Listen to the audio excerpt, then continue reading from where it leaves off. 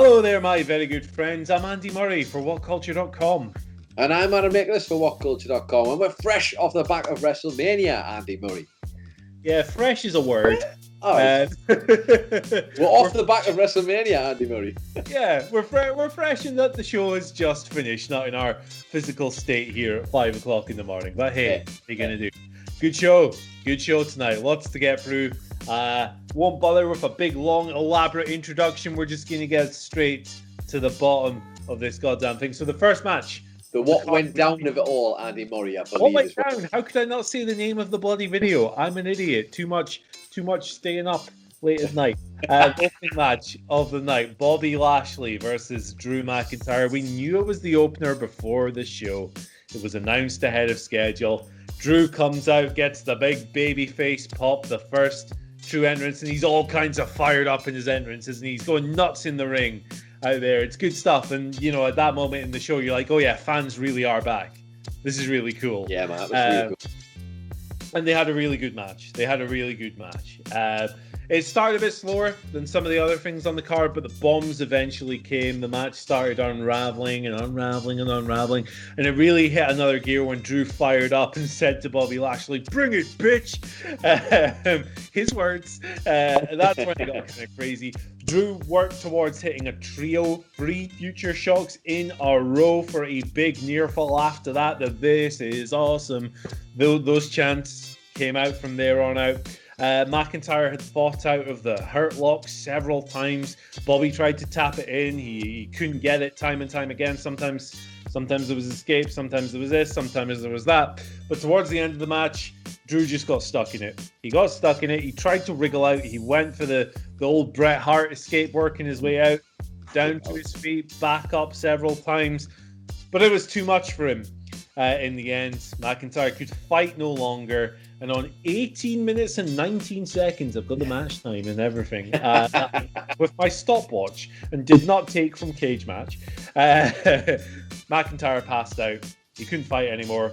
Referee stoppage. Bobby Lashley retains the WWE Championship. Interesting outcome here, because it felt like the crowd was right there for a Drew win and a big babyface victory in the first match with fans in over a year. But I guess the opposite side of that coin is that Bobby looked like a beast. He put Drew McIntyre to sleep. How many people have been able to do that throughout Drew's run? So, I thought it was a really good match and a cool way to open the show, for sure. Excellent way to open the show. I think the right call, having Drew get that big face pop back. But ultimately, I think we would have been happy with either person winning this one. But I think Bobby's the right call, and I actually think Drew McIntyre might be behind that too. I feel like he would also kind of want Bobby's run to continue, because he's been on a tear, and I think it should. And I think we've only just really touched the surface with what we can get with Bobby. Great match though. I enjoyed this, and so hyped to see the fans back. But from there, we rolled straight into some tag team turmoil, Andy Murray. We saw this match. Arguably, you could say this one maybe the least sort of coherent build, I would say, before Mania. But ultimately, getting people on the show, which is the main thing. It's the first one back, and a lot of the women here, there's a talented women's division there. It just needs to be showcased, and this was the way they chose to do it. We started the tag team turmoil with Lana and Naomi versus Billie Kay and Carmella. I've got to be honest, we were obviously doing this on the live stream, so there was a lot. So there was a lot where we missed because we were so busy interacting with people. So straight up, I'm just going to run you how the eliminations went from top to bottom, because genuinely, without doing any disrespect to any of the women, there wasn't a great deal else to talk about with this one. And that's what happens when you don't spend a lot of time booking the build towards a match for Mania.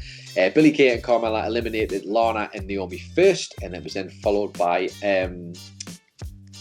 yes, that's correct. And then the Riot Squad will come in next to go on a bit of a tear. I think it's fair to say, arguably the most coherent looking team in this match, probably the Riot Squad, because they're the ones who were actually coherent tag team together. They would then eliminate Carmella and Billie Kay, and then they would also go on to eliminate the sexy muscle friends, Andy Murray, of course, Dana Brooke and Mandy Rose.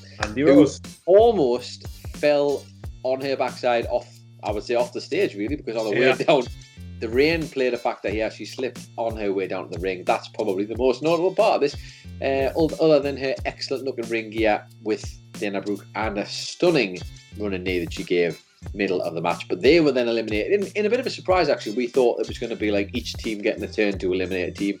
The Riot Squad made it through to the final, but ultimately it would be Tamina and Natalya who turned up looking meaner than ever. Andy Murray, they would get the victory over the Riot Squad. And they've put a lot of stock in Tamina and Natalya up to this point. It kind of makes sense, them coming away with the win. It means they will then go on to night 2 to face Nia Jax and Shayna Baszler for the Women's Tag Team Championships. Like I say, not a huge deal to say about this match other than what went down. Literally what went down. And that's about it, Andy Murray.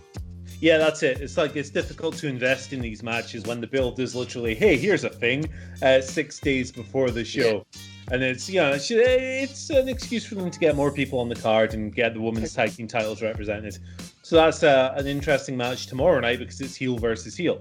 And, WWE love booking Tamina against Nia Jax. You do love that. So that's a big thing going to happen. Felt sorry for, we all had a laugh when Mandy Rose slipped, but I felt sorry for her because she styled it out. In fairness, she did style it out. Yeah, I think. She did. She just got up and got on with her job. Yeah. Fair play. I guess if we're talking what went down, right, we should probably mention the 45-minute rain delay. Yeah, that's true. Yeah, we've already tried to mentally block it out. You see, is the thing we try to do. Yeah, this is it. The whole show was held up. Samoa Joe was in a poncho. It was quite the sight at the start of the night. But hey, it happened. The weather was crap. We knew that before the show. But we got there and there were no real interruptions throughout the show. But, it's slippery out there. People are going to slip when it's slippery because that's why it's called slippery. You slip. This is the good content people came for at 5:22 in the morning. I know it is. Just delirious stream of conscious nonsense from me right now. The next match on the show was not nonsense. It was a match that a lot of people looked at before the show and went, hey, that's going to be match of the night. And I imagine the people that said, hey, that's going to be match of the night after the show were like, hey, that was the match of the night. Because guess what? Cesaro versus Seth Rollins ruled. It was great. Of course it was. Look who's in the match, for God's sakes. This was just tremendous stuff. The story of this match, of course, was that Cesaro can't win the big one at WrestleMania. And, if you lose this, you're just a loser forever, pal. So he couldn't really lose this. It would have been a very hard sell to come away and go, yeah, I guess Seth was right. He is a loser. But what we got was just a fantastic all-action match that you should really check out if you missed the show because it's only 11 minutes long. But they packed so many cool things in this. So many mad flurries, fast exchanges, quick shifts in momentum. It was as fluid and technical as you'd expect it to be from these two guys. But to run through some of the coolest spots, Rollins hit this really sick corkscrew frog splash. It was like a barrel roll, wasn't it, in midair? Rather than the usual spin that way. It was a sideways spin. It was awesome. Yeah, he was like Slippy Toad in Star Fox. Slippy Toad! Hey! He kicked out of a neutralizer. Cesaro then kicked out of a pedigree that Seth hasn't done in a while. Cesaro, because he's a freak, did an airplane spin with Seth on his shoulders. He didn't even use his hands. Unbelievable stuff. But he got his big swing. Of course, he got his big swing. 20 free rotations, according to Michael Cole. Take his word for it. I'm not going to sit there and count them. The neutralizer, the win, 1, 2, 3. Cesaro wins the big one, finally, his first WrestleMania singles win. And he celebrated it like he'd won the world title. You could see how much it meant to him. Man. That's a really lovely. Really cool moment for a guy who's been there in the company for so long. And yeah, the match was sick. So, good stuff. Basically, everybody who thought this was going to be a great match, congratulations, you were correct. Yeah. Surprise, surprise, Cesaro is amazing. And I genuinely, even if you don't want to watch the match and you just need to find a little snippet from it, find the gif of Cesaro. He literally had Seth Rollins balanced on his trapezius muscles as he spun around. It was unreal. Absolutely unreal. Great. Like, the man is crazy talented. Long may this continue. Also, another spot that I really enjoyed. Seth went for like a curb stomp and he popped him out and hit him with an uppercut, which was absolutely amazing. Speaking of amazing, Andy Murray, let me talk to you about the Raw Tag Team title matches that came immediately after this. And one man in particular, we all had a question on our lips before this match. Is Omos going to be any good? Is the question I think a lot of us will wonder. We've seen him beat people up. We've seen him and Styles beat people up. We just didn't know if he could do it in a match. And there was a small perfect way at the start of this match that they made us question it even more. Because for the entirety of the New Day versus Omos and AJ Styles was the man in the ring for like almost all of this match, right? The New Day worked over Styles for the entire match, and it looked like almost like someone noted in our live stream that the New Day were on the heels side technically of the ring, the usual heel side.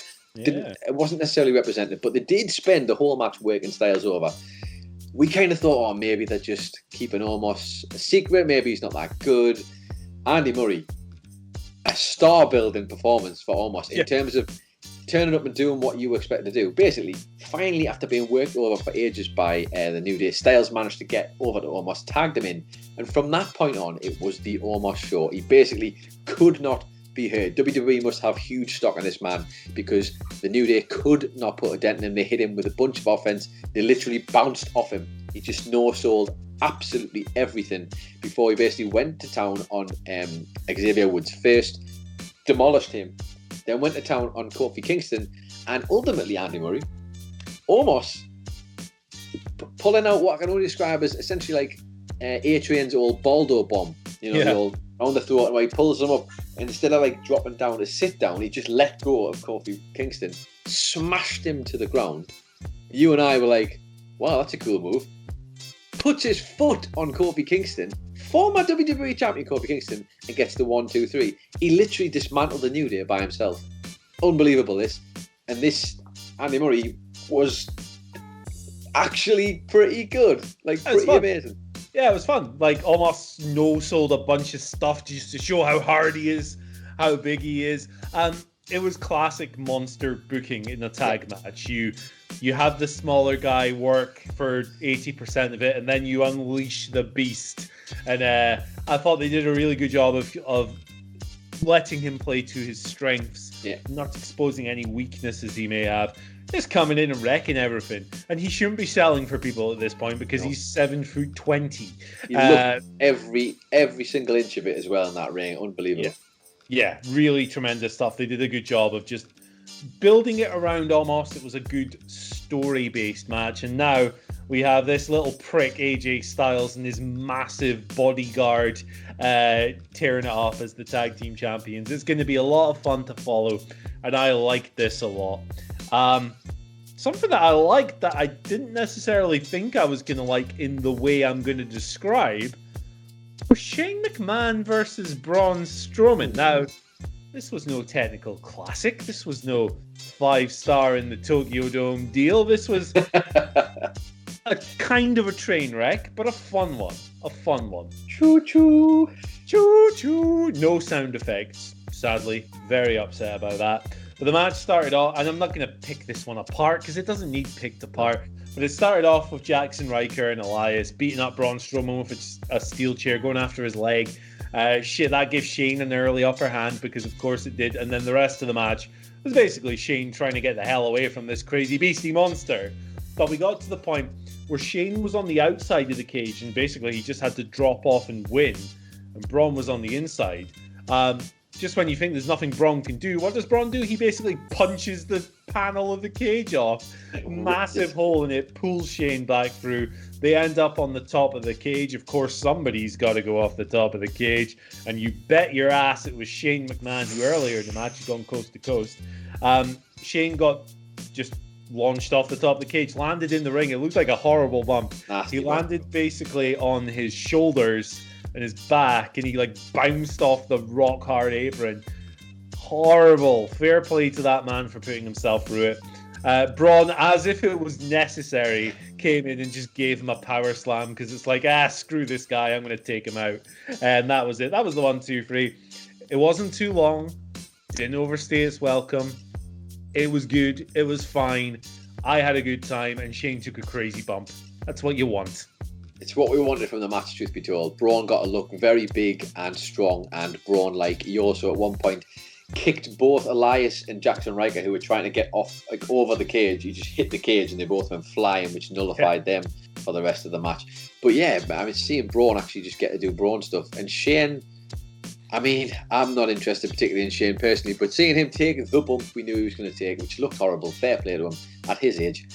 And this did what it needed to do at that point of the match. But that led us nicely into, if Seth Rollins and Cesaro was the match of the night, this can't have been that far behind it, Andy Murray, because Damian Priest and Bad Bunny versus The Miz and Morrison. Now, we should point out as well, before I go any further, I feel like it's important we note this. We are coming off the back of our live stream. We also have to say we didn't get to experience these matches with live commentary, with live fan reactions, but we can only give you what we did and from us and what we gauged from the surroundings. This was like as impressive of a celebrity wrestling debut as I think I've seen. Full stop. There's been a lot of good ones. Pat McAfee comes to mind as the most notable recent one, and I think his probably edges this one just slightly for me. But in terms of Bad Bunny living up to the billing, if Omos had spent the whole match not being tagged in, Bad Bunny spent the whole time in the goddamn match. It was absolutely amazing, this. And he went to town on Miz and Morrison. Not only did Bad Bunny just spend the majority of the match in the ring, he spent the majority of the match in the ring looking really good. Like, is he the best wrestler of all time, Andy Murray? I mean, no, he's not. Yes. But he certainly performed like it tonight. It was just amazing, this. Like, he did literally a ton of spots. There was a spot where he did essentially, is it the Kelly Hurricane Rana spot where she puts the legs round and she swings off them for ages. He did that spot. He did amazing tornado DDT. He did all sorts of different spots in this match. Just watch it. Bad Bunny is no slouch. Everything he did looked right. It didn't look out of place at all. The man has obviously been working hard. Just a wrestling fan who wanted to be good in the ring, has delivered the goods. Not only that, though, then gets his man Damian Priest in eventually after the Miz and Morrison had started working on him a little bit. Great selling as well by Bad Bunny, just as if he isn't already the best wrestler in the world. finally does though get the tag to Damian Priest, who comes in and looks like a goddamn world beater because he's massive. He looks like a purple version of Lance Archer in WWE now. Amazing stuff. Just kicked the crap out of Miz and Morrison, who, by the way, were just excellent at playing their part in this match, of just being the foils, being the heels, and doing their bit. This whole thing, though, was punctuated by my two favourite spots, Andy Murray. One was an in-sync a duet version of the Falcon Arrow, one each between Bad Bunny and Damian Priest on the Miz and Morrison. Bad Bunny then did a goddamn Canadian Destroyer on the outside of the ring to John Morrison. As a man who is sick of seeing Canadian Destroyers, this one was welcome. This was amazing. The match would ultimately end, though, with Damian Priest hoisted the Miz up on his shoulders into what looked like it was going to be a doomsday device, but instead of being the usual drop down, it was Bad Bunny doing a crossbody over the side of the Miz. 1, 2, 3. Bad Bunny steals the goddamn celebrity show, and Damian Priest also, I should point out, who is the guy who's going to be here after all of this excitement of Bad Bunny, and gets a huge rub. They both look great in this match. All round, in terms of sports entertainment, you can't ask for much more than this. No, I was thoroughly sports entertained. Miz and Morrison were great stooging heels, did their job well throughout the match. Damian Priest was really good, but it was the Bad Bunny show. And when we looked at this tag match, we would have thought, similar to the Omos match, well, Priest is going to work most of it, right? And Bunny's going to come in and do his spots. Bunny was in there for 75%. Yeah. It was crazy. Over-delivered to a ridiculous degree. Nothing but respect for Bad Bunny. He's a guy who's clearly come in and worked hard and learned and taken these training sessions. I think it's with Drew Gulak he's training with. And just really come in and done a really good job. Up there with some of the best celebrity performances earlier. This belongs in that conversation with your McAfees, your Amels, whoever else you want to bring up. I thought it was really good. It was a riot. It was fun. It was well paced. It had some fun spots. What more do you want? And the fans that were into it, most importantly, from what we could see, they looked like they were losing their minds at times. Yeah, they were. They seemed to be into it throughout. And the ring entrance from Bad Bunny was so cool as well. Awesome. Yeah. With Becky Lynch's truck somehow. Yes, definitely. Got that. But from there, we got the main event: Sasha Banks, Bianca Belair, SmackDown Women's Title. My personal match of the night. This was excellent. This was everything I thought it would be. It was tremendous stuff from this ridiculous all-time great wrestler in WWE and Sasha Banks, and Bianca Belair, who is just phenomenal herself, one of the most exciting up-and-coming talents that WWE's seen in a long, long time. and her raw power was on display here. So much of this match was about Bianca's just strength against the craft and veteran savvy of Sasha Banks, who had all these counters and ways to get out of various situations, but often found herself flummoxed by Bianca just putting her on her shoulders and lifting her up and hanging her vertical forever. And there was a slingshot suplex spot that went off 2 sets of ropes before hitting the ring. Tremendous, excellent clash of styles, and styles make fights. The match felt huge right away. The crowd were super into it from where we were listening. Bianca got super emotional just before the bell and after it as well. You could feel how much this meant to her to be in this spot, and Sasha as well, of course. But the story of the match was kind of like Sasha going after Bianca's hair and using it against her and pulling her in and coming up with different ways to use that massive lock as a weapon against the challenger. But it bit her in the end. It bit her in the face because Bianca delivered one of the most brutal whips with the hair to Sasha's side that I've ever seen. And then after the match, you saw Sasha had this massive welt from where it connected. That was absolutely sick. The hair whip, it turned around from there. There was like a tug of war with the hair after that. And Bianca struggled for the KOD, but she got it in the end. 1, 2, 3, new SmackDown Women's Champion. Her first WrestleMania match in the main event on her birthday. She's winning the title from one of the greatest in WWE of all time. Doesn't get much better than that. I'm honestly not sure how I can sum that up better than you just have, to be honest. This was amazing. A huge moment, and full credit to the 2 women involved. They literally delivered the goods. They were put in the main event slot. They delivered the goods. Credit to Sasha for putting over Bianca Belair, who I know people might be thinking, she's only just come up, this might be too soon. I disagree. I think she is talented enough. She didn't get the belt in NXT. She has the belt now on the main roster. She's going to be leading SmackDown moving forward after WrestleMania. I would imagine potentially Rhea Ripley's going to be doing the same on Raw. I guess we'll find out soon enough. This was the right call for me. This was the right match. This was the right everything. Brilliant stuff all around. Sasha has made a new star tonight is the key for me. But let's not forget that Bianca Belair absolutely lived up to her billing and proved that she is the baddest, the strongest, the roughest, the toughest, the everything else. She was excellent. WrestleMania, Andy Murray, night 1, a successful end for me personally. Yeah, good show all around, man. I really enjoyed it. All the stuff that I thought was going to be good was really good. And then there was some stuff like, you know, the Shane match and the Omos match where it could have been a disaster. Both of those could have really sucked. But they didn't. They over-delivered. Bad Bunny over-delivered to a crazy degree. Yep. And, you know, the tag team turmoil match was fine for what it was, but what it was a qualifier for the next night, so it was kind of hard to invest. It's not the performer's fault. It's just what the match was and how it was booked. So, yeah, man, night 1 was really good. Night 2 has the Fiend on it, so I'm not sure if it'll be at the same level. You know, I have to get my little Fiend comment in. Of course. I can't help myself. But yeah, man, really good show, and I'm optimistic for tomorrow as well. Yep, absolutely. Exciting times ahead. Night 1 setting the bar. I hope night 2 of WrestleMania is a bit better than night 1, or night 2 of Stand and Deliver, sorry. We realised night 1 was the winner there for me personally. Hopefully the bar will be set a little bit higher. Plenty to take away from, I am sure. But in the meantime, that's it from us. That is it from us and our What Went Down. Thank you for joining us with our, I'd say succinct, but that's probably not the word for it.